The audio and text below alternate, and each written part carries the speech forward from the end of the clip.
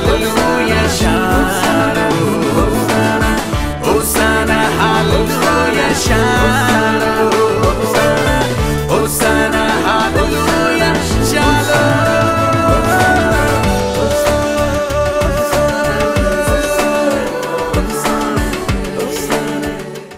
మత్తయి సువార్త 10వ అధ్యాయంలో 40వ వచనము నుండి 42వ వచనం వరకు ఉన్నటువంటి వాక్య భాగమును చదువుకుందాం.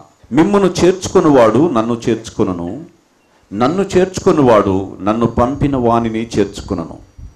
ప్రవక్త అని ప్రవక్తను చేర్చుకొనువాడు ప్రవక్త ఫలము పొందును. నీతిమంతుడని నీతిమంతుని చేర్చుకొనువాడు నీతిమంతుని ఫలము పొందును. మరియు శిష్యుడని ఎవడు ఈ చిన్నవారిలో ఒకనికి గిన్నెడు చన్నీళ్లు మాత్రము త్రాగనిచ్చునో వాడు తన ఫలము పోగొట్టుకొనడని నిశ్చయముగా మీతో చెప్పుచున్నాను. ఈ మాటలు ప్రభు మన కోసం దీవించునుగాక. ఆమేన్. ప్రభు అయిన యేసుక్రీస్తు తన యొక్క శిష్య బృందానికి పరిచర్య యొక్క ధర్మాన్ని గురించి బోధిస్తూ ఉన్నాడు. తన శిష్యులను పరిచర్యకు పంపించేప్పుడు యేసు ప్రభు చెప్పినటువంటి ముఖ్యమైనటువంటి సూచనలు మత్తయి సువార్త 10వ అధ్యాయంలో మనం చూస్తాం. కేవలం శిష్యులకు మాత్రమే కాదు కానీ దేవుని బిడ్డలందరికీ ఈ యొక్క మాటలు వర్తిస్తాయి. యేసయ్య మనందరికీ ఇచ్చిన సార్వత్రికమైన గొప్ప ఆజ్ఞ ఏంటంటే, మీరు సర్వలోకమునకు వెళ్ళండి, సర్వ సృష్టికి నా సువార్తను ప్రకటించండి అన్నాడు. సువార్త ప్రకటన అనేటువంటి ఈ భారము కేవలం కొద్దిమంది భుజాల మీద మోస్తే మిగిలిన వారు చూస్తూ ఉండటానికి కాదు. సువార్త ప్రకటన అనేటువంటి భారము మనందరిపైన ప్రభు మోపినటువంటి కాడి అయి ఉన్నది. సువార్త పరిచర్యలో మనందరం పాలిభాగస్థులమై ఉన్నాం. కొందరు ముందుంటారు, కొందరు వెనుకుంటారు. కొందరు ముందుండి అధికంగా శ్రమ పడతారు, కొంతమంది శ్రమ పడేటువంటి వారికి సహకరిస్తూ ఉంటారు. శ్రమ పడేటువంటి వారికి ఎంత ప్రతిఫలం ఉన్నదో ఆ శ్రమ పడేటువంటి వారి వెనక నిలబడి వారికి సహకరించేటువంటి వారికి కూడా అంతే ప్రతిఫలం ఉంది. ఎందుకంటే మన దేవుడు అన్యాయస్తుడు కాదు. మన దేవుడు ఏ విషయాన్ని కూడా ఊరికినే ప్రతిఫలం ఇవ్వకుండా దానిని వ్యర్థంగా మర్చిపోయేటువంటి దేవుడు కాదు. మనం చేసినటువంటి ప్రతి మంచి కార్యానికి, ప్రతి సత్క్రియకును, ప్రతి నీతి క్రియకు దేవుడు బహుమానాన్ని ఇచ్చేటువంటి దేవుడై ఉన్నాడు. మీరు అనుకోవచ్చు, చాలా చిన్న మంచి పని కూడా దేవుడు జ్ఞాపకం చేసుకుంటాడా అని అనుకోవచ్చు. మన దేవునికి ఎంత జ్ఞాపకం ఉన్నదంటే, కనీసం మనం ఆయన పేరట గిన్నెడు చన్నీళ్లు ఇవ్వగలిగినా కూడా, చన్నీళ్ళు ఇవ్వడం అంటే అది పెద్ద ఖర్చుతో కూడిన పని కాదు, అది ఒక గొప్ప కార్యం అని ఎవరు ఎంచరు. కానీ ఆయన దృష్టిలో ప్రభు నామం పేరట వచ్చేటువంటి వారికి మనం అన్ని చన్నీళ్ళు ఇచ్చినా కూడా మీ ఫలము పరలోకంలో పోగొట్టుకోరు అని యేసు ప్రభు చెప్తున్నాడు. అంటే పరలోకంలో ప్రతిఫలము అనే దాన్ని ఇవ్వడానికి దేవుడు ఎప్పుడు కూడా ఆ ప్రతిఫలాలను సిద్ధం చేస్తున్నాడు. ఈ యొక్క చివరి దినాల్లో మనం కేవలం దేవుని సన్నిధికి వచ్చి మనం వెళ్ళిపోతున్నాము, రక్షణ పొందుకున్నాము, దేవుని యొద్ద నుండి ఆశీర్వాదాలు పొందుకున్నాం, దేవుని సన్నిధికి వచ్చి ఆ సహవాసం అయితే మనకు ఉంది అనుకుంటున్నాం. కానీ నేటి క్రైస్తవులలో లోపించుచున్నటువంటి ఒక ఆసక్తి ఏంటంటే, పరలోకంలో నాకు ప్రతిఫలం ఉన్నదా అని ఆలోచన చేయట్లేదు.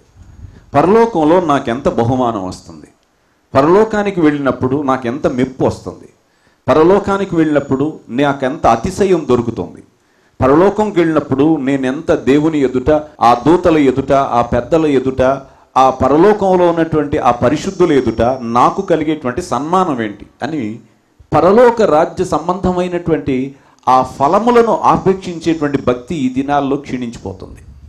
నేటి దినాల్లో ఎంతవరకు కేవలం ఇక్కడ పొందుకోగలిగినవి, రక్షణ కానివ్వండి, ఆత్మను పొందుకోవడం కానివ్వండి, లేకపోతే వరాలు పొందుకోవడం కానివ్వండి, లేకపోతే ఇంకొకటి పొందుకోనివ్వండి, ఆశీర్వాదములు పొందుకోవడం గురించి మీద ఆసక్తి పెట్టుకుంటున్నారు. కానీ నేను ఎక్కడ పొందేవి పొందుతున్నావో బాగానే ఉంది, మరి అక్కడికి వెళ్ళిన తర్వాత దేవుని దగ్గర ప్రతిఫలం ఏదైనా పొందుతావా? Would you receive any reward from God? ఎందుకంటే దేవుడు తన సన్నిధిలో చేస్తున్నటువంటి ప్రతి పని విషయాన్ని బాగా పరిశీలన చేస్తున్న దేవుడై ఉన్నాడు. ఈ రోజున మీరు దేవుని ఆలయమునకు వచ్చారు, ఇది కొంత భారంతో కూడిన పనే, కానీ ఈ పనిని చేసినందుకు కూడా దేవుడు తన సన్నిధిలో నీకు బహుమానాన్ని మాత్రం ఇవ్వకుండా ఆయన ఏమాత్రం నిరాకరించేవాడు కాడు. ప్రతి ఒక్క చిన్న పనికి దేవుడు బహుమానాన్ని ఇచ్చేటువంటి దేవుడై ఉన్నాడు. అంత మంచి దేవుని బట్టి దేవునికి స్తోత్రాలు చెల్లిద్దాం. హల్లెలూయా. అందుకని ప్రభునందు ప్రియులారా, ప్రభువునందు మీ ప్రయాస వ్యర్థం కాదు. ప్రభువునందు మీరు చేసేటువంటి ఏ పని వ్యర్థం కాదు. ప్రభువు సేవ నిమిత్తం మీరు చేసేటువంటి ఏ ధర్మము, ఏ ఉపకారము, ఏ సత్క్రియ, ఏ నీతి క్రియ ఎప్పటికీ నిష్ఫలం కాదు. అది మీకు ఎప్పటికి కూడా ప్రయోజనకరంగానే ఉంటుంది. మీరు చేసేటువంటి ఓర్పుతో చేసే మంచి ప్రతి పని కూడా మీరు రాబోయేటువంటి రాజ్యంలో పొందుకోబోతున్న దానిని మీరు ఇప్పుడు విత్తుతున్నారు. You are sowing something that you are going to reap in the coming kingdom. రాబోయేటువంటి రాజ్యంలో దేవుని దగ్గర నుంచి మీరు ఏది పొందుకోబోతున్నారో వాటన్నిటిని చేయడానికే మీరు సత్క్రియలను చేయగల ప్రజలుగా దేవుడు మనలను ఏర్పాటు చేసుకున్నాడు. రక్షణ పొందక ముందు సత్క్రియలు అనేవి ఉపయోగపడవు. రక్షణ పొందటానికి కేవలం విశ్వాసము, కృప ద్వారా, ఈ రెండు ఎప్పుడు మర్చిపోవద్దు. రక్షణ విశ్వాసం ద్వారా, కృపచేత మనకు వచ్చింది. రక్షణకి క్రియలు కానీ, ముందు చేసేటువంటి మంచి పనులు కానీ, రక్షణ పొందక ముందు మనిషికున్న పేరు ప్రఖ్యాతులు కానీ, అతని విద్యార్హతలు కానీ, అతను ముందున్నటువంటి గోత్రాలు కానీ, అతని యొక్క వంశావళులు కానీ రక్షణకు ఉపయోగకరం కావు. బైబిల్ అంటుంది, రక్షణ పొందక ముందు ప్రతి ఒక్కరికి ఒకటే బిరుదు, అందరూ పాపము చేశారు, దేవుడు అనుగ్రహించు మహిమను పొందలేకపోతారు. Before salvation there is no Greek, there is no Gentile, there is no Jew, there is no educated, there is no uneducated, there is no great, there is no lesser. అందరూ సమానమే రక్షణ పొందకముందు, అందరం పాపులమే. కానీ రక్షణ పొందిన తర్వాత యేసు ప్రభు మనలను పరిశుద్ధులనుగా చేశాడు. దేవునికి స్తోత్రం. పరిశుద్ధుడు అంటే దీనికి ఒక దైవజనుడు ఒక చక్కటి మంచి స్మార్ట్ నిర్వచనం ఇచ్చాడు. దానికి ఏమన్నాడంటే సేవ్డ్ అండ్ సెట్ అపార్ట్ అన్నాడు. పరిశుద్ధుడు అంటే ఎవరంటే సేవ్డ్ అండ్ సెట్ అపార్ట్, రక్షణ పొంది ప్రత్యేకించబడిన వాడు. రక్షణ పొందుతాడు, తర్వాత ఏమవుతాడు అతను? ఈ ప్రత్యేకించబడడం అనేటువంటి ప్రక్రియ ఎందుకు చేశాడు? రక్షణ ఒకటి పొందిన తర్వాత ఇంకా ప్రత్యేకపరచడం అనేటువంటిది ఎందుకు చేయవలసి వచ్చిందంటే, ప్రత్యేకించుట అనేది ఒక ప్రత్యేకమైన పని కొరకై ఒక వ్యక్తిని నిర్ణయించినప్పుడు ఆ ప్రక్రియను ప్రత్యేకించడం అంటారు.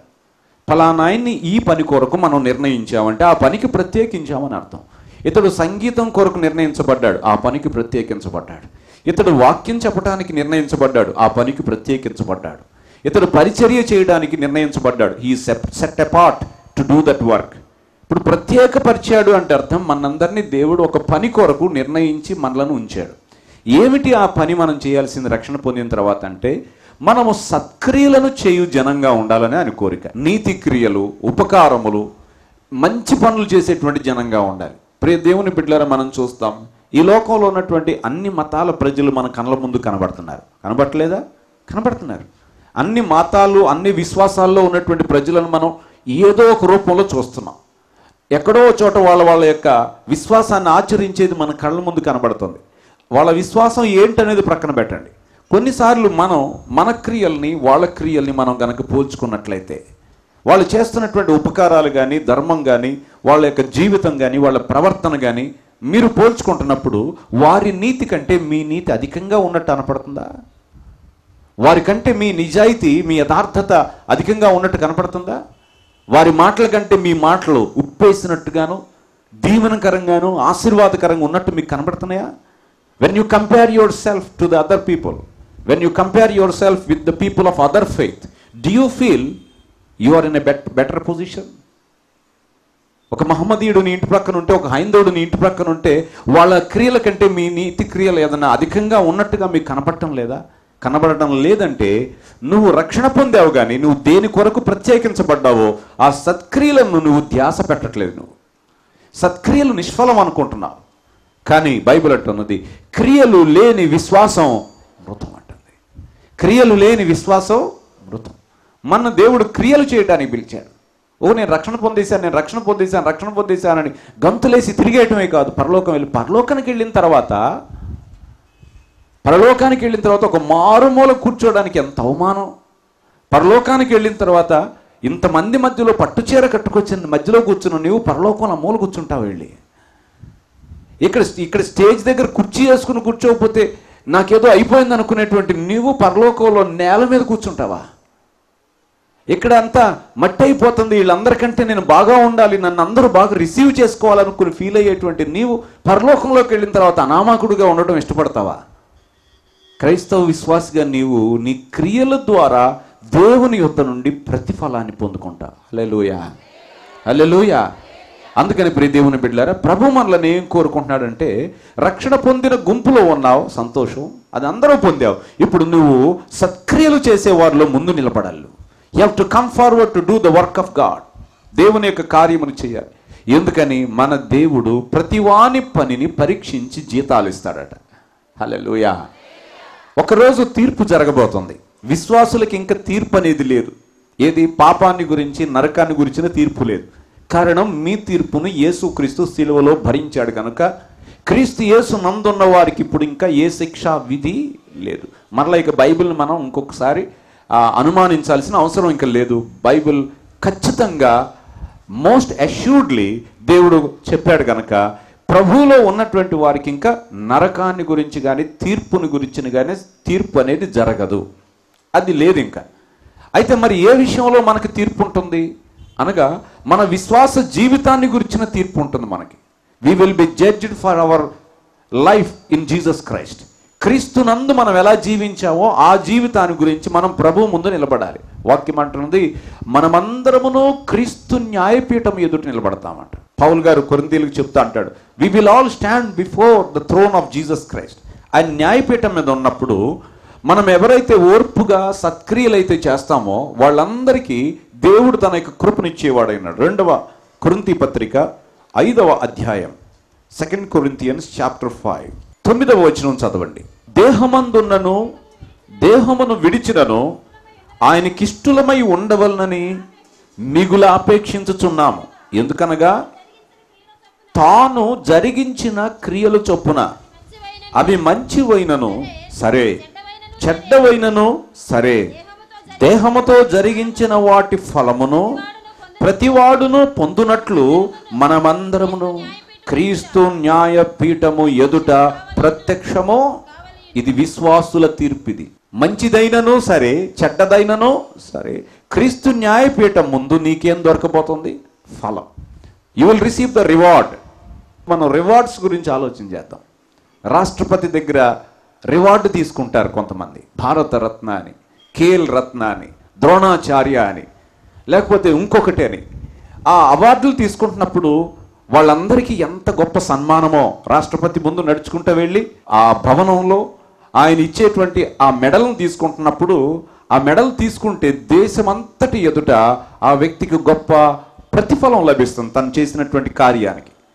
అదేవిధంగా క్రీస్తు న్యాయపీఠం ముందు మనకు అలాంటి గొప్ప కార్యక్రమం జరగబోతుంది. Big hall amongst all the saints, పరిశుద్ధులందరి మధ్యలో ప్రతి మంచి కార్యానికి, అమ్మా నీ ఇంటికి వచ్చినటువంటి దైవజనుని నీవు సన్మానించావు, ఆయనకి నీవు అక్కర్లలో నీవు నీ ధనాన్ని తీసి ఇచ్చావు, ఆయన సేవ చేయటానికి నువ్వు వెనక్కి నిలబడి నీకున్నది కొంచెమైనా, నీ శక్తి కొంచెమైనా, నీ రాబడి కొంచెమైనా, నువ్వు ఇబ్బందులలో ఉన్నా, నువ్వు కష్టాల్లో ఉన్నా కానీ నేను చెయ్యను అని అనకుండా నీకున్న శక్తి కొంచెమైనా సరే నువ్వు నా నామం నిమిత్తం అలయకుండా నువ్వు పని చేసావు. నువ్వు రా, బలా నమ్మకమైన దాసురాల రా అని చెప్పి క్రీస్తు న్యాయపీఠం ముందు ప్రభు పరిశుద్ధులందరి ఎదుట, దేవదూతలందరి ఎదుట నీకేమిస్తాడు?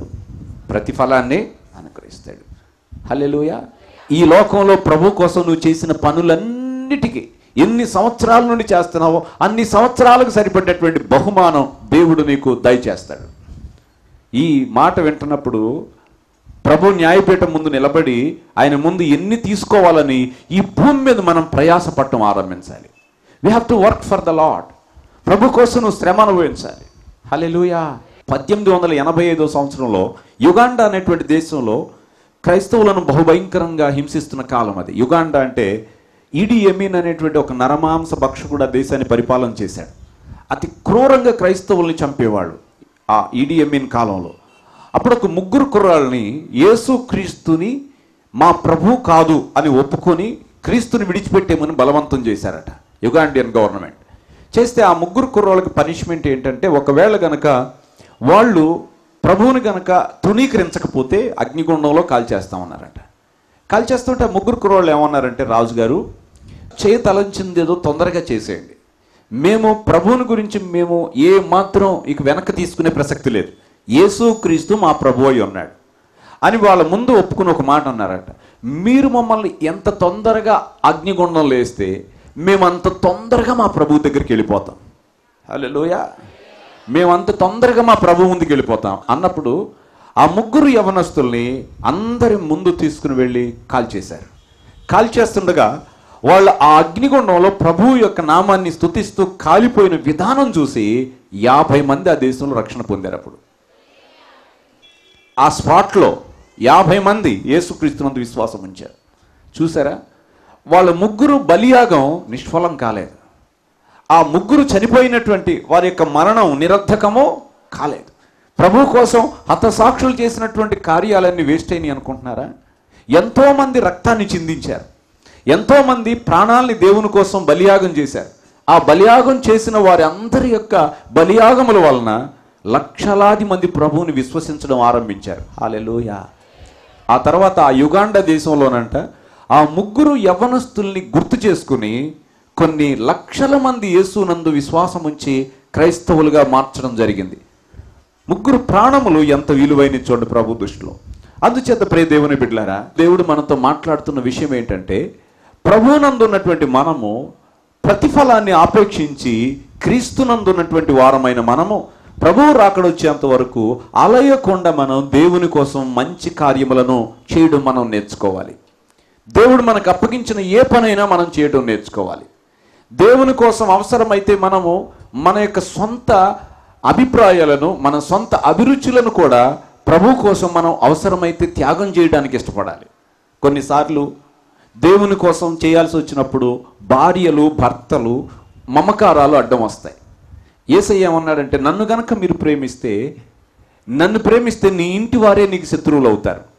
నేను భూమి మీదకి సమాధానం పంపడానికి వచ్చాను అనుకోవద్దు. I have not come to give the peace. నేను సమాధానం ఇస్తాను అనుకోవద్దు మీరు. ఎందుకంటే ఆ రోజుల్లో యూదులకు తెలుసు మెస్సియా వచ్చినప్పుడు సమాధానం భూమి మీద ఉండదని. మెస్సియా వచ్చినప్పుడు ప్రజలకి మధ్యలో సమస్యలు, గొడవలు వస్తాయని. ప్రవక్త అయిన మీకా 7వ అధ్యాయం 6వ వచనంలో మెస్సియా వచ్చినప్పుడు ఎలాంటి పరిస్థితులు ఉంటాయో ప్రవచించాడు. చూడండి, మీకా గ్రంథము 7వ అధ్యాయము 6వ వచనం. కుమారుడు తండ్రిని నిర్లక్ష్య పెట్టుచున్నాడు, కుమార్తె తల్లి మీదకిని, కోడలు అత్త మీదకిని లేచెదరు, ఎవరి ఇంటి వారు వారికే. ఇప్పుడు ఈ మాట యేసు ప్రభు వారు ఆ సువార్తలో, మత్తయి సువార్త 10వ అధ్యాయం, ఇప్పుడు మనం చదివిన అధ్యాయంలోకి తిప్పండి. ఇదే మాట ప్రభు అయిన యేసుక్రీస్తు మరలా ఉపయోగించడం చూస్తాం. 34వ వచనం, 10:34. నేను భూమి మీదకి సమాధానమును పంపవచ్చితునని తలంచకుడి, ఖడ్గమునే గాని సమాధానమును పంపుటకు నేను ఒక మనుషునికి, వాని తండ్రికిని, కుమార్తెకును, ఆమె తల్లికిని, కోడలికిని, ఆమె అత్తకును విరోధము పెట్ట. అసలు ఈ మాట ఏమన్నా విని వాళ్ళకి ఎట్లా అనిపిస్తుంది? యేసుప్రభు బిట్ట గొడవలు పెడతాడా? ఏమ్మా మీ ఇంట్లో పెట్టలేదా? యేసుప్రభు మీ ఇంట్లో గొడవలు పెట్టకపోతే యేసుప్రభు మీ జీవితంలో లేడని అర్థం. యేసుప్రభు మీ ఇంట్లో గొడవ పెట్టాడంటే మీలో ప్రభు ఉన్నాడని అర్థం. యేసుప్రభు నీలో ఉంటే నీతో గొడవ పడకుండా లోకం ఎలా ఉంటుంది? నీతో గొడవ పడకుండా అవిశ్వాసి అయినటువంటి నీ తండ్రి ఎలా ఉంటాడు? నీతో గొడవ పడకుండా అవిశ్వాసి అయిన నీ అత్తెట్ట ఉంటుంది? ఒకవేళ మీ ఇంట్లో గొడవ పడలేదంటే మీలో ఎవరు లేదని అర్థం, యేసుప్రభు లేడని అర్థం. యేసుప్రభు లేకపోతే వాళ్ళు మీతో గొడవ పడాల్సిన అవసరం లేదు. మీతో కలిసి సఖ్యతగా, సంతోషంగా మీరు అనుకుని ఏకీభవించి పనిచేస్తారు. దైవజనుడైన మార్టిన్ లూథర్ అన్నాడు, when a gospel is preached and people received in peace, that itself says that it's not gospel అన్నాడు. సువార్త ఒక చోట బోధిస్తే ప్రజలు శాంతియుతంగా కనుక వింటే అది సువార్తే కాదన్నాడు మార్టిన్ లూథర్ గారు. దేవుని యొక్క వాక్యము శాంతిని లేకుండా అలజడి చేసేదై ఉంది. అభిప్రాయాలను తలకిందులు చేస్తుంది. మనుషుల యొక్క అభిరుచులను, మనుషుల యొక్క తత్వాన్ని, మనుషుల పోకడలను ప్రశ్నిస్తుంది. అది మనుషుల యొక్క అవివేకమైనటువంటి తర్కాన్ని నిలవరిస్తుంది దేవుని యొక్క వాక్యం. అప్పుడేమవుతుంది? సువార్త ఖడ్గం లాంటిది అది. యేసుప్రభు అన్నాడు, నాతో మీరు గనక బంధుత్వాన్ని, నాతో గనక ప్రేమను మీరు పెంచుకుంటే మీ తల్లి, మీ అత్త, మీ కోడలు, మీ ఇంట్లో మీకే సమస్యలు, గొడవలు వస్తాయి. ఎందుకనగా నేను మీతో ఉంటే భూమి మీద అట్లాగే జరుగుతున్నాడు ఆయన. హల్లెలూయా. ఇప్పుడు యేసుప్రభు అన్న మాట ఎక్కడిది? ప్రవక్త అయినా మీకా చెప్పింది. మీకా ఎందుకు చెప్పాడు? అభిషక్తుడైన మెస్సియా వచ్చినప్పుడు మెస్సియా పక్షంగా చేరిన వాళ్ళకి విరోధులు వచ్చి గొడవ పడతారు అని చెప్పాడు. దీని ప్రకారంగా యేసు క్రీస్తులో ఉన్నందువలన మనకి లోకము మనను ప్రేమించకపోవచ్చు, కానీ మనం లోకం కంటే యేసుక్రీస్తుని అధికంగా ప్రేమించాలి. చార్లెస్ స్పర్జన్ అనేటువంటి గొప్ప ప్రసంగికుడు, ప్రపంచంలో ప్రసంగికులలో చాలా గొప్పవాడని చెప్పి ఆయన గురించి చాలా గొప్ప విషయాలు చెప్పబడతాయి. చార్లెస్ స్పర్జన్ ఆయన 20 సంవత్సరాల వయసులోనే ఆయన ప్రసంగం వినటానికి వేల మంది ప్రజలు వచ్చి తన్నుకుని తోసుకునేవాళ్ళట. ఆయన వర్తమానం వినటానికి సీట్లు ముందే వచ్చి కూర్చుని జనాలు ఆక్యుపై చేసుకునేవాళ్ళట. హల్లెలూయా. ఇప్పుడేదో ఇంగ్లాండ్ నుండి ఒక కుర్రోడు పాట పాడటానికి వచ్చాడు, జస్టిన్ బీబర్ అని చెప్పి. ఆ కుర్రోడు పాట పాడటానికి వస్తే ఎంత హడావిడి చేస్తున్నారో అతనికి. పాటలు పాడటానికి వస్తే 5 స్టార్ హోటల్స్, దాని తర్వాత అతనికి విమానాలు, అతనికి చెఫ్లు, రూములు, అతనికి ఎన్నో రకాలైన ఏర్పాట్లు ప్రిపేర్ చేశారు జస్టిన్ బీబర్ వస్తే. ఆఫ్టర్ ఆల్ ఒక సింగర్కి ఎంత ఉంటే దైవ సేవకుడికి ఎంత ఉంటుంది చూడండి. చార్లెస్ స్పర్జన్ వెళ్తే జనం అట్లాగా ఆయన మీద పడి ముట్టుకోవాలన్నంత ఆరాటపడిపోతూ ఉండేవాళ్ళట. అప్పటికి ఇంకా పెళ్ళి అవ్వలేదు, 20 సంవత్సరాల వయసు.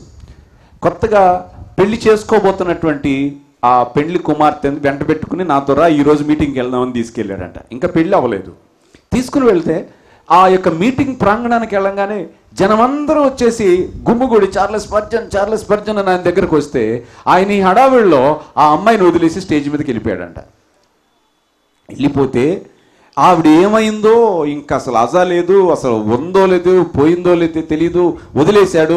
ఆయన దారిని ఆయన వాక్యం చెప్పాడు, అయిపోయింది. తిరిగి ఇంటికి వచ్చిన తర్వాత ఈ అమ్మాయి అసలు ఏమైందో కూడా తెలియదు.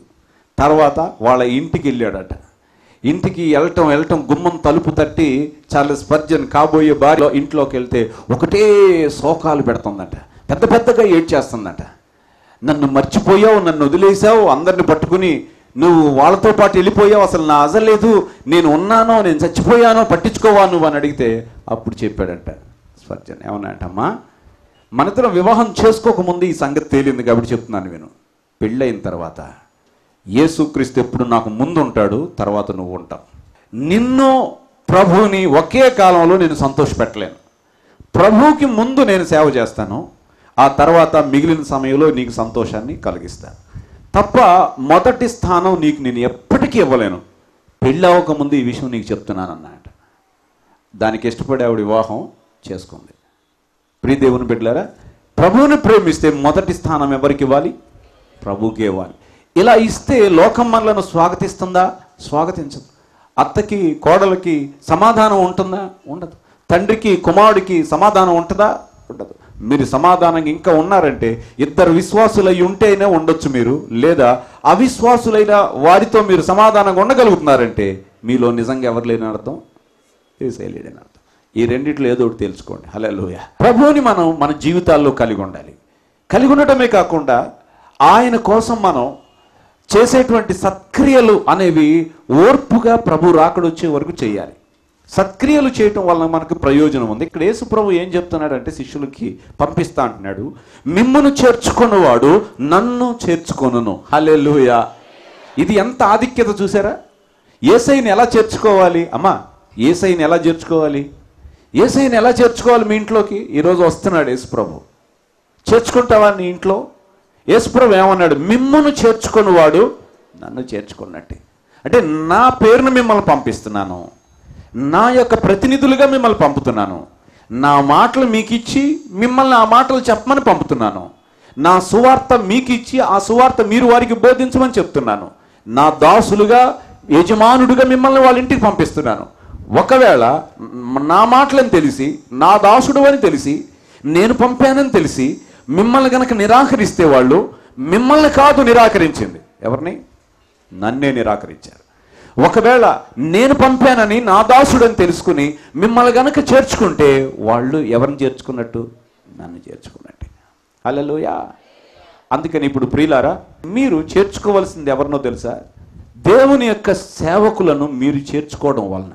చేర్చుకోవడమే కాదు, రిసీవింగ్ అంటారు దాన్ని. మొదటిది రిసీవింగ్ అంటే ఎదురు వెళ్ళి వాళ్ళని ఆహ్వానించి లోపల పిలవటం ఒకటి, దాన్ని కూడా చేర్చుకోవడం అంటారు.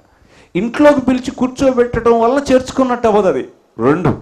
చేర్చుకోవడమే అంటే ఇంట్లోకి పిలవడమే కాదు. 2, వాళ్ళు చెప్పిన మాట యందు మీరు లక్ష్యము ఉంచాలి. పాయింట్ నెంబర్ 2, అది చేర్చుకోవడం అంటే. మొదటిది భౌతికంగా చేర్చుకోవడం, రెండవది వారు తెచ్చిన వర్తమానమును చేర్చుకోవడం. మనిషిని చేర్చుకుని ఆయన మాటలు చేర్చుకోకపోతే ఉపయోగకరం ఏమైనా ఉందంటారా? లేదు కదా. మనిషిని చేర్చుకోవాలి, ఆయన మాటలను. కొర్నేలి నీతిమంతుడు, దేవుని యొక్క దూత దర్శనం ఇచ్చాడు. యొప్పే దగ్గర ఒక చర్మకారుడు ఇంట్లో సీమోను ఉన్నాడు, ఆ మనిషిని పిలిపించుకో అన్నాడు. వెంటనే మనుషులను పంపించి ఇంటికి పిలిపించుకున్నాడు. పిలిపించుకుని ఏమన్నా అంటే, ప్రభువు నీకు ఏం చెప్పాడో, ఆ మాటలు ఏమేమి చెప్పమన్నాడో దయచేసి చెప్పు ఇక్కడ అన్నాడు. పేతురు నిలబడి ప్రసంగించాడు.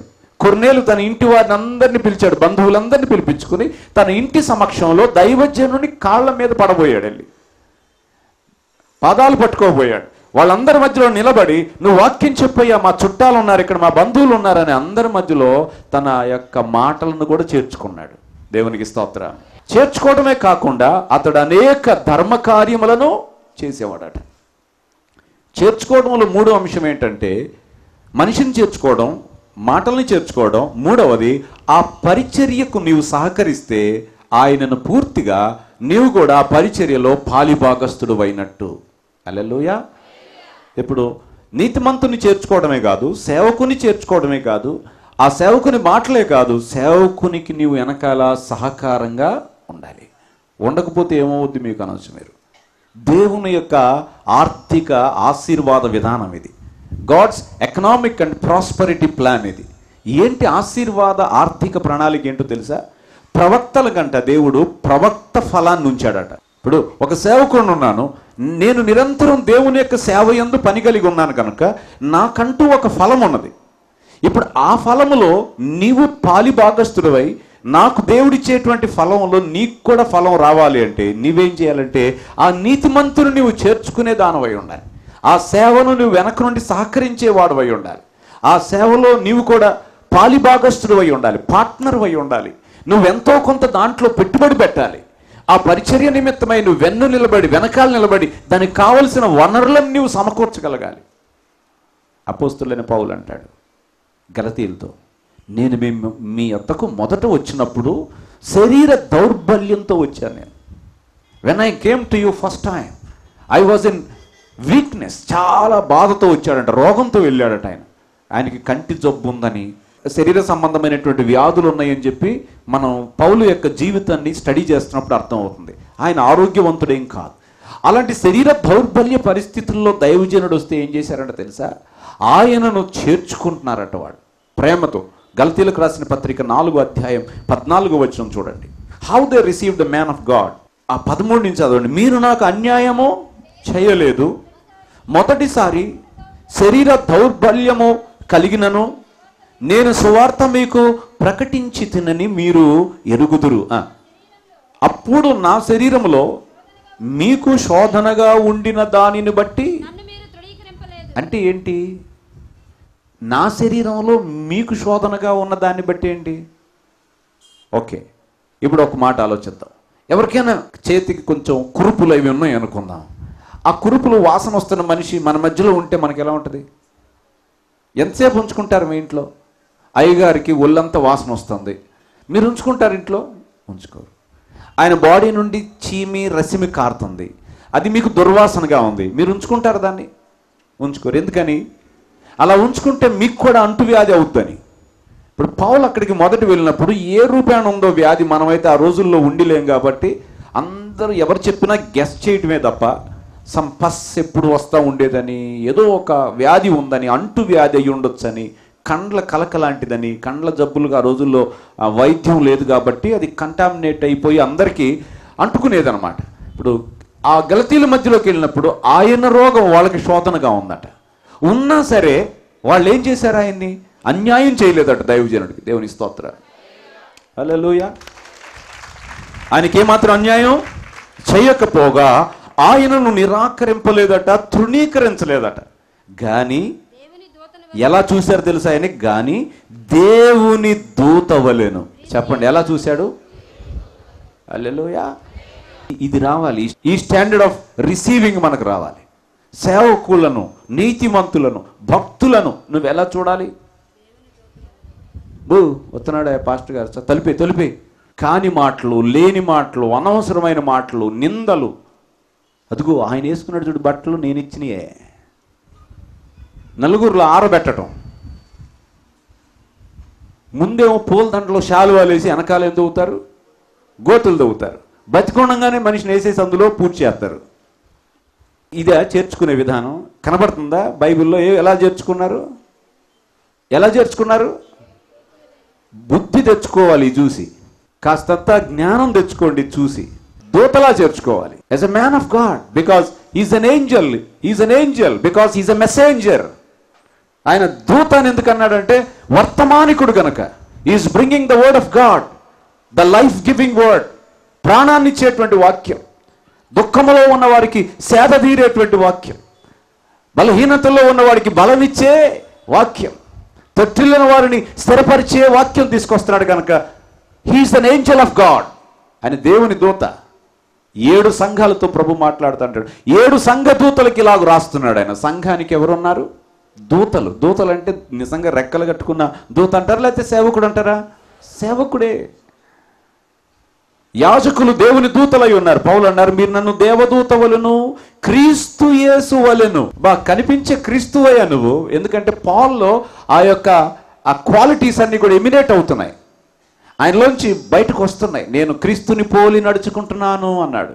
నేను క్రీస్తుతో కూడా సిలువ, నేను క్రీస్తుతో కూడా తిరిగి లేపబడ్డాను అంటాడు. హల్లెలూయా.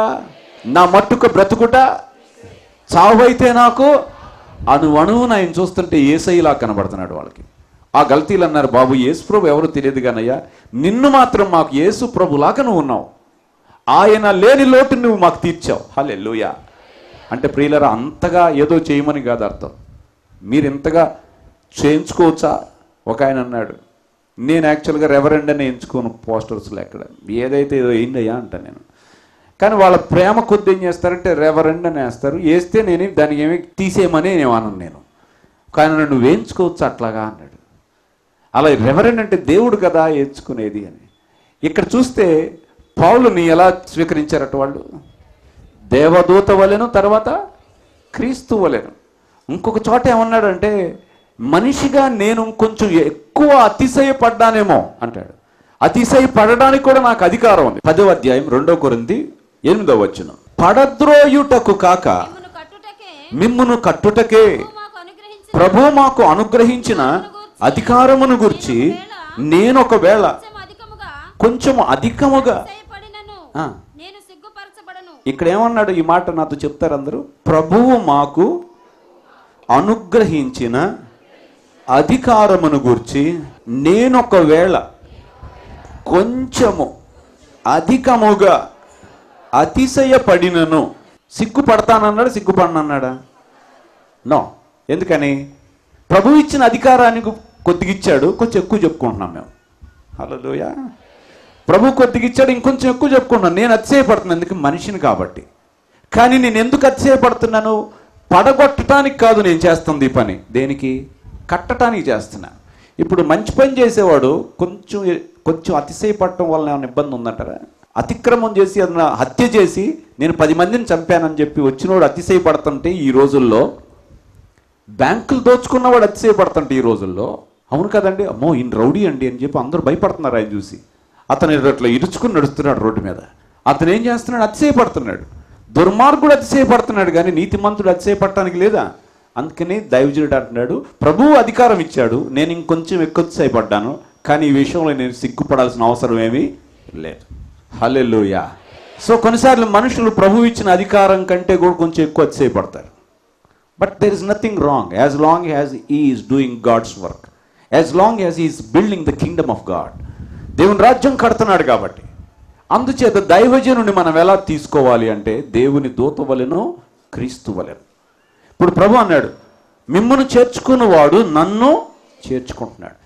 నన్ను చేర్చుకోవడం అంటే చిన్న విషయం, ఆ ప్రభువుని చేర్చుకోవడం అంటే. ప్రభు ఏమన్నాడు? నేను కాదు వచ్చింది ఇక్కడికి, నన్ను పంపిన వాడిని నన్ను ఇక్కడ పంపించాడు, ఆయన పని నేను చేయటానికి వచ్చాను కనుక నన్ను చూసిన వాడు నన్ను పంపిన వాణిని చూసినట్టే, నన్ను చేర్చుకున్నవాడు నన్ను పంపిన వాణిని వినండి. ఇప్పుడు దైవజనుని మీరు చేర్చుకుంటే యేసు ప్రభుని చేర్చుకున్నట్టే, యేసు ప్రభుని మీరు చేర్చుకుంటే తండ్రిని మీరు చేర్చుకున్నట్టే. తండ్రి కుమారుడు ఎక్కడుంటే పరిశుద్ధాత్మ దేవుడు కూడా అక్కడే ఉంటాడు. అంటే ఒక్క సేవకుడు దేవుని మాటలు తీసుకుని నీ గుమ్మములోనికి వచ్చి, నీ జీవితంలోనికి వచ్చి నీకు ఆశీర్వాదాన్ని ఇస్తున్నాడంటే ఆశీర్వాదం పరలోకం మొత్తం తన వెనక పెట్టుకుని ఇంటికి తీసుకొస్తున్నాడు. పరలోకంలో ఉన్న దేవదూతల్ని అన్నిటినీ తీసుకుని గృహంలోకి తీసుకొస్తున్నాడు. అట్టి వాణిని ఏం చేయాలంటే చేర్చుకోవాలట. అబ్రహాము దేవుని యొక్క దాసుడని తెలియక ఆయన భార్యతో ఏదో చేయబోయాడు. ఐగుప్తు రాజు అయినటువంటి ఫరో చేయబోతే దేవుడు రాత్రి వేళ అతనికి వార్నింగ్ ఇచ్చాడు. ఏంటి నువ్వు ఏమనుకుంటున్నావా? మనుషుడంటే దారిపోయే బాటిసారి అనుకుంటున్నావా? దారి తప్పి వచ్చినోడు అనుకుంటున్నావా? లేకపోతే ఒక పరదేశం అనుకుంటున్నావా నువ్వు ఆయన్ని? లేకపోతే ఒక సింపుల్ ఆర్డినరీ మ్యాన్ అనుకుంటున్నావా? నువ్వెవని భార్యను నువ్వు చేర్చుకున్నావో ఆ మనుషుడు ప్రవక్త. That man is prophet. ఆ మనుషుడు నా స్నేహితుడు, ఈజ్ మై ఫ్రెండ్. నువ్వు జాగ్రత్త. అతని భార్యను గురించి నువ్వు ఏదైనా చేసావా నీ ఇష్టం, తర్వాత నా చేతిలో నీకు ఉంటుంది అన్నాడు. పొద్దునే లేచి అబ్రహామును పిలిపించి, ఏంటయ్యా అబ్రహాం, నువ్వు చెల్లని చెప్పి ఎన్ని ఇబ్బందులు తెచ్చావు నాకు. నువ్వు ప్రవక్తవటయ్యా, నువ్వు దేవుని యొక్క బిడ్డవటను, దేవుని దాసుడు అంట. నువ్వు తెలియక నేను ఇట్లాంటి పని చేశాను. నేను బాబు నువ్వు అర్జెంటుగా ఇల్లు వదిలిపెట్టి వెళ్ళిపో, నీకు ఎన్ని కావాలంటే అన్ని ఇస్తా అని చెప్పి బహుమానాలు ఇచ్చి అబ్రహామును పంపించాడు. ఎందుకనగా అబ్రహాము ప్రవక్త అయి ఉన్నాడు. దేవుని స్తోత్ర. ప్రవక్తను చేర్చుకున్న వాడికి ఏమొస్తాయి? ప్రవక్త ఫలం వస్తుంది. దేవుని బిడ్డలారా, పరిచర్యలో ఆశీర్వాదం పొందుకోవడానికి దేవుని యొక్క దాసులను మనం ప్రేమించే విధానాన్ని బట్టి మనకు ఫలం వస్తుంది. సేవకులను సన్మానించే విధానాన్ని బట్టి మనకు ఫలం వస్తుంది. సేవకు మనం ఇచ్చేటువంటి ఆ సహకారాన్ని బట్టి మీకు ఫలం వస్తుంది. ప్రభువుని చేర్చుకున్నటువంటి కుటుంబాలు ఎన్ని ఆశీర్వదించబడి. లాజరు, మార్తా, మరియా అనేటువంటి వారి ఇంట్లో యేసు ప్రభుని ఎప్పుడు చేర్చుకుని ఆయనకు ఆతిథ్యం ఇచ్చిన ఇల్లు. ఆ ఇంట్లో చనిపోయినప్పుడు లాజర్ని యేసు ప్రభు చచ్చిన వాడిని మరలా బ్రతికించి ఆ ఇంట్లో గొప్ప కార్యమును చేశాడు. సహోదరులారా, ఈ రోజున సేవకుని యొక్క సేవలో మనం ఎంత సహకరిస్తున్నాం. ఒక యవనస్తుడు పాస్టర్గా సేవ ట్రైనింగ్ వచ్చాడంట. సేవకుడు అవ్వాలని చెప్పి కష్టపడుతున్నాడంట. కానీ ట్రైనింగ్ చేయడానికి డబ్బులు లేవట అతని దగ్గర. అన్ని కష్ట పరిస్థితుల్లో మొత్తానికి అక్కడక్కడక్కడక్కడ అప్పులు తెచ్చుకొని సేవకి తర్ఫీదయ్యి ట్రైనింగ్ చేశాడంట. చేస్తున్నప్పుడు ఆ ఊర్లో చెప్పులు కుట్టే కోబ్లర్ ఒక ఆయన ఉన్నాడంట. ఆయన ఏం చేశాడంటే ఆ కుర్రాడిని చూసి పిలిచి, బాబు నువ్వు బైబిల్ ట్రైనింగ్ చేయడానికి ఇదిగో నేను ఇంత ఇస్తానని చెప్పి ఇస్తా ఉండేవాడంట. ఇస్తుంటే ఆ కుర్రవాడు దాన్ని తీసుకుని వెళ్ళి మొత్తానికి ట్రైనింగ్ కంప్లీట్ చేసిన తర్వాత ఆ కాబ్లర్ చెప్పులు కుట్టే వాని దగ్గరికి వచ్చాడంట. వచ్చిన తర్వాత, అయ్యా నేను ఇలాగా ట్రైనింగ్ పూర్తయింది, ఇక సేవ చేయటమే, నేను మినిస్ట్రీకి వెళ్ళబోతున్నానంటే అప్పుడు అన్నట్టు, ఉండయ్యా నీకు నేను ఒక జత బూట్లు కూడా కుట్టిస్తున్నాను నా చేత్తో అన్నాడు. అప్పుడు ఆ యవనస్తుడు అడిగాడంట, ఎందుకయ్యా నాకు ఎవ్వరూ ఇవ్వకపోయినా సహాయం చేయకపోయినా బైబిల్ ట్రైనింగ్కి నువ్వు నాకు ఇంత సహాయం చేసావు, మళ్ళీ ఇప్పుడేమో నాకు బూట్లు కూడా కొనిస్తానంటావేంట అన్నాడంట. అప్పుడు ఆ కాబ్లర్ అన్నాడంట, ఆ చర్మకారుడు, నాకు జీవితంలో ఒక ఆశ ఉంది, ఆ ఆశ నెరవేరట్లేదు నా పరిస్థితులను బట్టి. నా ఆశ వాస్తవంగా చెప్పులు కొట్టడం కాదు, నా ఆశ దేవుని వాక్యం ప్రకటించడం. నేను చెప్పాలనుకున్నా కానీ నా పరిస్థితులు సహకరించట్లే. ఇప్పుడు నేను చేయలేనటువంటి నా ఆశని నీ యందు నెరవేరటం నా ద్వారా జరుగుతూ ఉండగా నేను చూస్తే నాకు ఆనందం. అంతేకాదు, నువ్వు స్టేజ్ ఎక్కినప్పుడు నా బూట్లలో నిలబడి నువ్వు వాక్యం చెప్పాలి. నువ్వు నా బూట్లు వేసుకుని సువార్త మోసుకెళ్ళాలి. హల్లెలూయా. నేను తయారు చేసింది ఎప్పుడైపోయినా అప్పుడు మరలా ఒక జత నీకు ఇస్తాను. నువ్వు నేను తయారు చేసిన బూట్లో నడిచి నువ్వు వెళ్ళి ఏం చెప్పాలి? సువార్త చెప్పాలి. ఎంత ఆకాంక్ష. ఎప్పుడైనా సేవకుని చేర్చుకున్నావా ఫిజికల్గా? 2, సేవకుడు తెచ్చిన వర్తమానాన్ని చేర్చుకున్నావా? 3, ఆయనకి అవసరాలు ఎప్పుడైనా నువ్వు తీర్చగలిగావా? Can you able to provide some need? ఇవ్వకపోతే ఫలం ఎక్కడి నుంచి వస్తుంది? చేర్చుకోకపోతే ప్రభువును నువ్వు ఎలా చేర్చుకుంటావు? జీతం రావాలంటే పరలోకంలో నువ్వు చేసే సత్క్రియలను బట్టే నీకు వస్తాయి. కాబట్టి దేవుని బిడ్డలారా, మనం ఏదో ఒక విధంగా దేవుని యొక్క సేవలో మనము దేవుని పనిలో పాలివారం అవ్వాలి. We have to become partners in the work of the lord. దేవుని సేవలు యేసయ్య ఎంత స్పష్టంగా చెప్పాడు చూడండి ఇక్కడ. మిమ్మును చేర్చుకున్నవాడు నన్ను చేర్చుకొను, నన్ను చేర్చుకున్నవాడు నన్ను పంపిన వానిని చేర్చుకొనును. ప్రవక్త అని ప్రవక్తను చేర్చుకున్నవాడు, ప్రవక్తకు కూడా దేవునికి దగ్గర ఏముందండి, దాన్ని ఏమంటారంటే ప్రాఫిట్స్ రివార్డ్. ప్రాఫిట్కి ఒక్కడికైనా రివార్డ్ ఉంది కాదు, రైచియస్ మ్యాన్ కూడా రివార్డ్ ఉందట. అంటే నువ్వు నీతిగా బ్రతికే మనిషికి కూడా నీతిగా బ్రతికినందుకు అతనికి ఏముంది, ప్రైజ్ ద లార్డ్. కనుక ఇక నువ్వు నీతిగా బ్రతకటం గురించి సందేహపడొద్దు. నీతిని నీ వస్త్రంగా ధరించు. నీతిగా బ్రతకటానికి అవసరమైన అన్నీ నీవు కలిగి ఉండు. నీతి కోసం ఆకలి దప్పులు కలిగి ఉండు. నీతి నిమిత్తం హింస ఎదురైతే హింస కూడా పొందు అవసరమైతే అన్నాడు. నా నిమిత్తం తన తల్లిని తండ్రిని ఆస్తులను భూములను సమస్తాన్ని పోగొట్టుకున్నవాడు 100 రెట్లు పొందుకుంటాడు అన్నాడు. నీతిగా బ్రతకడం ఏమన్నా నీకు నష్టం అనుకుంటున్నావేమో, నీతిగా బ్రతకడం నీకు శ్రేష్టమైన దీవెన తీసుకుని వస్తుంది. పేతురు ప్రభువును వెంబడించే రోజు అడిగేశాడు, ప్రభువా ఒక మాట మేము సమస్తం వదిలిపెట్టాం, నువ్వు చూసావుగా, ధోనిలను వదిలేసాం, వలలు వదిలేసాం, చేతి పని వదిలేసాం, వృత్తిని విడిచిపెట్టి వస్తున్నాం, నీ వెనకాల వస్తున్నాం, ఇవన్నీ వదిలినందుకు మాకేం దొరుకుతాయని అడిగాడు. అడగొచ్చా ప్రభుని? అడిగాడు. నోరు జారి ఉండబట్టలేక అడిగేశాడు, ఏంటి నాకు ఇవన్నీ వదిలి వచ్చినందుకు ఏంటంటే ప్రభు అయిన యేసుక్రీస్తు ఏమన్నాడు తెలుసా, ఇదిగో మనుష్య కుమారుడు మహామహిమతో వచ్చేప్పుడు, when I come in the glory, మీ 12 మంది నాతో కూడా 12 సింహాసనాల మీద కూర్చుంటారు. హల్లెలూయా, హల్లెలూయా.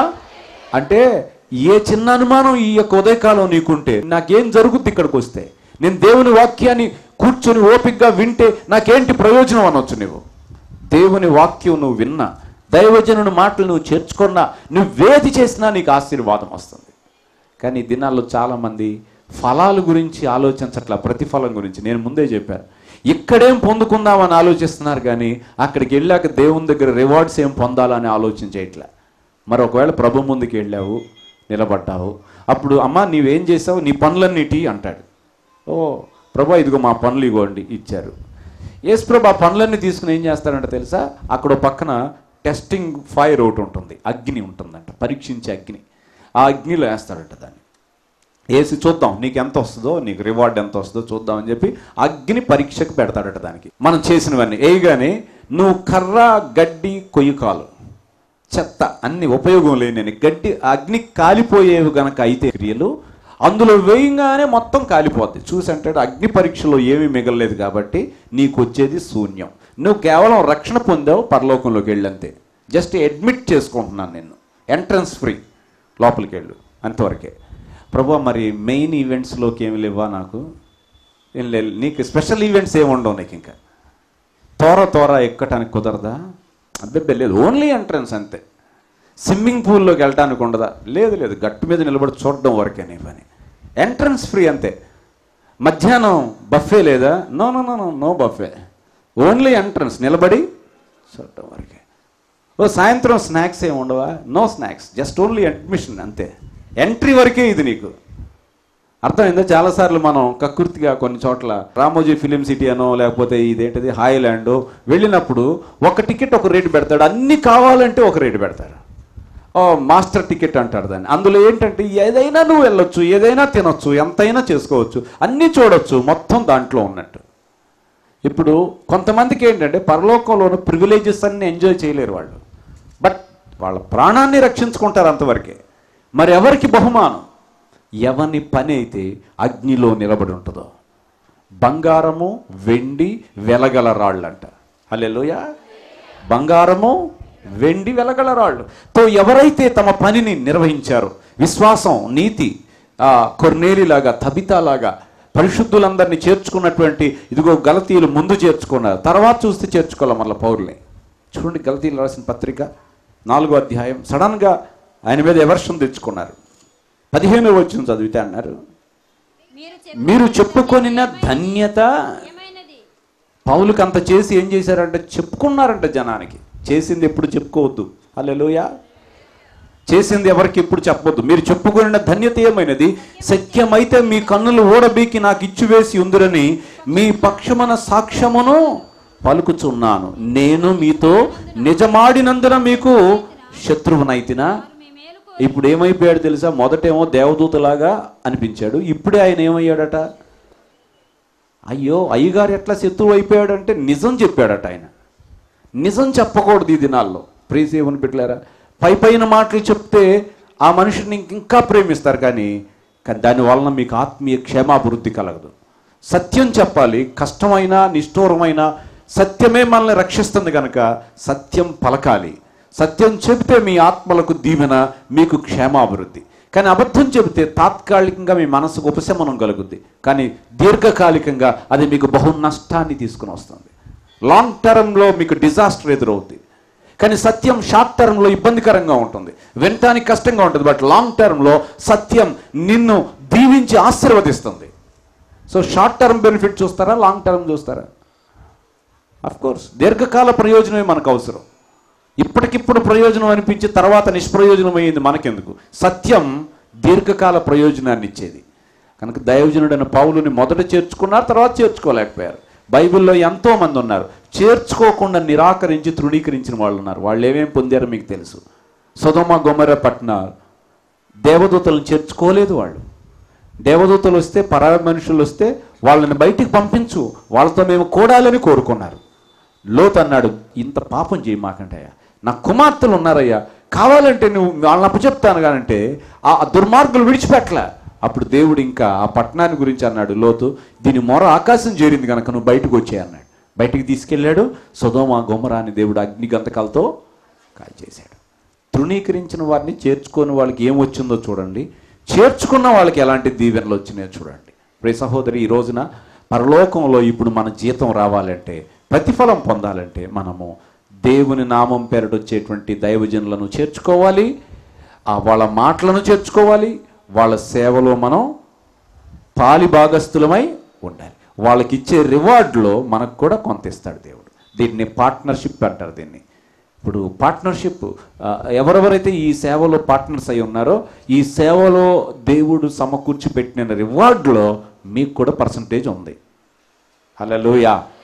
హోలీ క్రాస్ మినిస్ట్రీస్ రివార్డ్లో మీకు కూడా ఒక పర్సంటేజ్ ఆఫ్ రివార్డ్ దేవుడు మీకోసం సెట్ చేసి పెట్టాడు కనుక దీన్ని నీవు చేర్చుకోవాలి. నువ్వు it's all depend upon how you receive. నువ్వు కొద్దిగా ఇస్తే కొంచెం పొందుతావు, నువ్వు విస్తారంగా చేస్తే విస్తారంగా పొందుతావు. మన దేవుడు ప్రతిదానికి జీతం ఇచ్చేవాడై ఉన్నాడు. ఆయన దగ్గర నుంచి అలాంటి ఆత్మీయ ఆశీర్వాదాలను దీవెనలను పొందుకునే కృప దేవుడు మనందరికీ ఉదయకాలం సమృద్ధిగా దయచేయును గాక.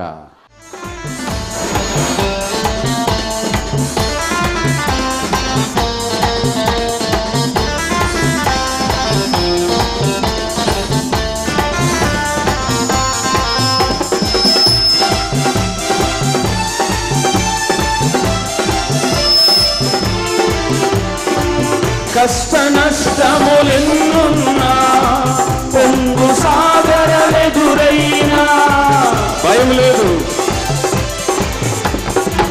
కష్ట నష్టములెన్నున్నా, పొంగు సాగరలెదురైనా ఆయనే మన ఆశ్రయం.